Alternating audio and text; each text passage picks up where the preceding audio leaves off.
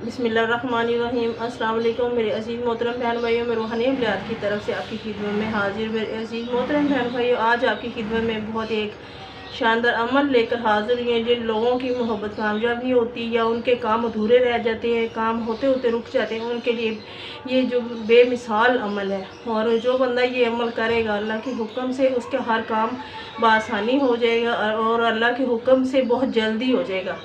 तो सिर्फ आपने मेहनत करनी है थोड़ी सी, इसमें मेहनत की ज़रूरत है। और आपने नमाज की पाबंदी करनी, अव्वल आखिर आपने दुरूद इब्राहिम कसरत से पढ़ना है। और आपने ये अमल दोहराना है रोज़। तो आपने रोज़ाना ये अमल करना है 313 मरतबा ईशा की नमाज के बाद।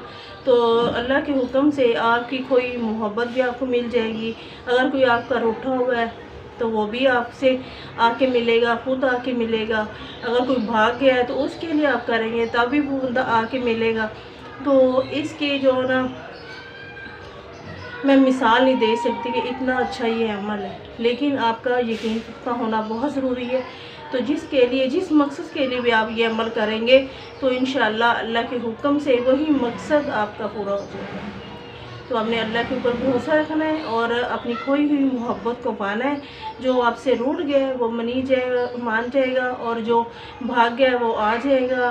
तो आते हैं वजीफ़े की तरफ। मेरे अजीज़ बहनों, अगर आपको मेरी वीडियो अच्छी लगे तो मेरे चैनल रूहानी अमलियात को सब्सक्राइब करना, लाइक करना, शेयर करना, साथ में बेल आइकन के बटन प्रेस करना ताकि मेरी भी हौसला अफजाई हो जाए। तो आते हैं वजीफ़े की तरफ।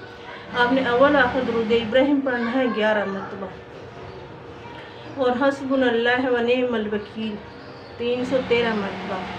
और उसके बाद फिर आपने दुरूद इब्राहिम पढ़ना है 11 मरतबा।